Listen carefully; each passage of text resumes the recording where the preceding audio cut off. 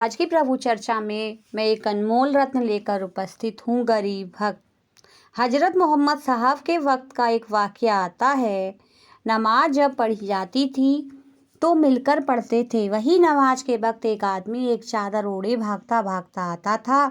जब नमाज खत्म होती दौड़कर भाग जाता तो हजरत मोहम्मद साहब को लोगों ने कहा कि महाराज, एक आदमी आता है ऐन नमाज के वक्त, पर जब खत्म होती है तो भाग जाता है। कहने लगे तो कल सुबह वे जाएगा, तुम भी भाग कर पूछना बात क्या है। जब दूसरे दिन वे नमाज पढ़कर भागने लगा तो लोग पूछने लगे, भाई क्यों भागते हो। कहने लगा, बात कुछ नहीं, हम हैं गरीब, इतने गरीब कि हमारे कपड़े पहनने को एक चद्दर ही है।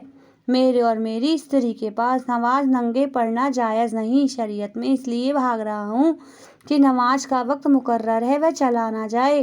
वापस वक्त पर पहुँच चद्दर वह स्त्री ओढ़कर नमाज पढ़ ले। यह बात आकर हजरत मोहम्मद साहब को बतलाई।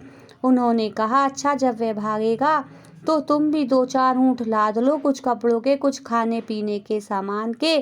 वह भागे तुम पीछे लेकर भाग पड़ना। दूसरे दिन जैसे ही वह भागा, ये भी ऊँट लेकर पीछे भाग पड़े। वे आदमी घर पहले पहुँच गए। दूर से घर वाली ने देखा कि ऊँट क्यों भागे आ रहे हैं। कहने लगा, क्या हुआ भाई, बात क्या है। कहने लगे, उन्होंने पूछा था, हम गरीब हैं, एक चद्दर है, उसी में नमाज पढ़नी थी इसलिए आ गए, ये सामान उन्होंने भेजे हैं। कहने लगे, खुदा ने हमको गरीबी दी, हम उसके रसूल के पास उसकी शिकायत करें, यह कभी नहीं हो सकता। इसका नाम है भक्ति। समझे तो ना कर दी, वापस कर दिया सब कुछ।